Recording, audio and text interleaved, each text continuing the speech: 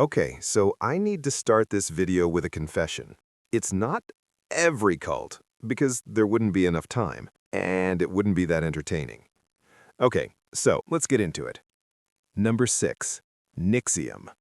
If you were online around 2018, you caught some version of this story, but the full picture is weirder than the headlines made it seem. NXIVM, say it like Nexium, was a self-help and executive coaching company started in the late 90s by a man named Keith Raniere. He claimed to have one of the highest IQs ever recorded. Sure, Keith, and built a network of successful, wealthy people, actresses, doctors, politicians' wives. Members had normal lives, jobs, apartments. The control was completely invisible from the outside. Then you find out about DOS, a secret subgroup Raniere ran for women only. The name translates from Latin to something like master over slave women. He told people that name, in those words, and people still joined. To get in, members had to hand over collateral, blackmail material, nude photos, written confessions, property documents, things that would destroy their lives if released. That was what kept people locked in. And then they were branded. His initials burned into skin with a cauterizing iron, while members held them down and filmed it. Raniere was convicted in 2019, sex trafficking, forced labor, racketeering, and is serving 120 years. Number 5. Jonestown.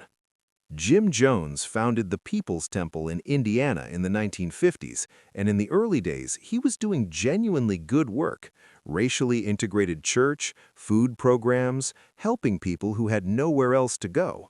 People had real reasons to believe in what he was building. That trust is what makes what came later so devastating. In 1977, Jones moved over 1,000 followers to a jungle settlement in Guyana. No neighbors, no oversight, passports taken at arrival. He deteriorated. Paranoid rants over loudspeakers through the night, sleep deprivation, punishments for small infractions. He ran rehearsals where he'd announce they were all going to die, make everyone drink something, then say it was a test. He called it White Night. In November 1978, a U.S. congressman flew down after receiving desperate letters from relatives. Some people tried to leave with him. Jones's guards followed them to the airstrip and opened fire. The congressman was killed, 4 others with him. Hours later, Jones ordered everyone to drink cyanide mixed into fruit punch. Parents gave it to their children first, using syringes for the babies. 909 people died. 304 were children.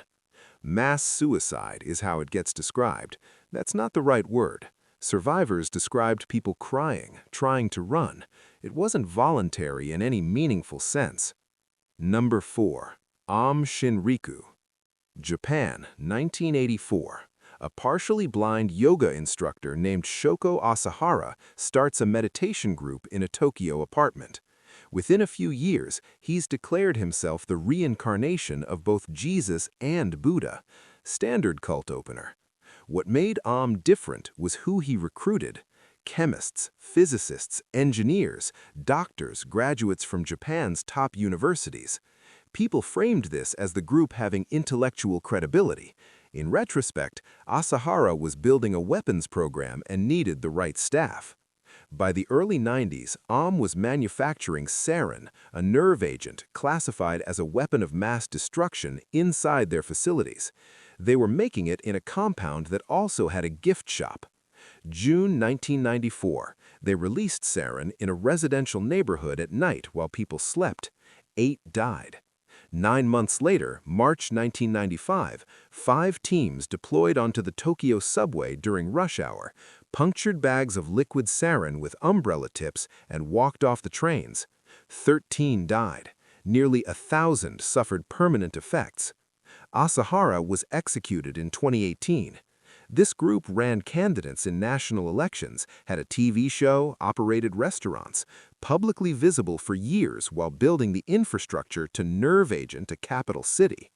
Number 3. The Order of the Solar Temple. This one barely gets talked about outside Europe, probably because it breaks the image people have of cult victims. The Solar Temple wasn't recruiting the lost or desperate, it was recruiting the wealthy. Founded in 1984 by a Belgian doctor named Luc Juret and a man named Joseph de Mombro, the group blended Rosicrucian ritual with environmental apocalypticism and presented itself as an elite spiritual order. Membership cost tens of thousands of dollars. Members included politicians, police officers, and business executives in Switzerland, France, and Canada. The belief, death was a transition, a voyage to a higher plane near the star Sirius, and it needed to happen soon, before environmental collapse destroyed everything. Make the journey willingly and ascend. Wait, and you get destroyed with everyone else. October 1994, 53 people died across 3 locations within 48 hours, some murdered, including a 3-month-old baby one of the leaders had declared to be the Antichrist, some apparently willing. Properties burned, bodies found in ritualistic arrangements. Then 16 more in France in December 1995, 5 more in Quebec in March 1997. Both founders died in that first wave. The later deaths happened without them, meaning the ideology had taken deep enough root to keep going after the people who built it were gone. That's a different kind of control entirely. Number 2. The Children of God. This one involves the abuse of children. I'm not going into graphic detail, but I'm not softening it either, because sanitizing it disrespects the people who lived through it. The Children of God was founded in California in 1968 by David Berg, a former preacher who went by Moses David. It started as a Christian communal movement aimed at young people and grew quickly through the early 70s. Berg issued written directives called Mo letters that progressively dismantled the group's sexual norms. He introduced flirty fishing, instructing women to use sexual contact to recruit members and solicit donations, official doctrine, in writing, distributed across communes worldwide. The abuse of children was systematic and framed in Berg's writings as spiritually valid. Children born into the group were abused from a young age by adults and by other children who had themselves been abused and taught it was normal. Communes operated off the grid, homeschooling, frequent relocation, deliberate isolation. Berg died in 1994. The group rebranded and officially renounced the practices, but the people those practices were done to had already grown up. Ricky Rodriguez was Berg's own son, raised as the group's prophesied special child. In 2005, he killed one of the women he said had abused him as a child, then himself, leaving behind a video explaining why. People who've watched it describe it as one of the most painful things they've ever seen. Several other survivors have also taken their own lives.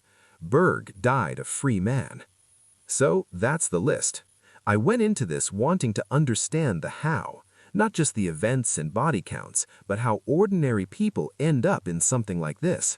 And every time I come back to the same answer, it's never one dramatic moment, it's 100 small ones, each reasonable enough on its own. By the time you recognize what you're in, you've already handed over your money, your relationships, your sense of what's real. Leaving isn't just leaving, it's rebuilding from almost nothing. If this interests you beyond the horror, look up Robert Life's work on thought reform and Stephen Hassan's bite model. Both are worth your time. Links in the description. Thanks for watching this.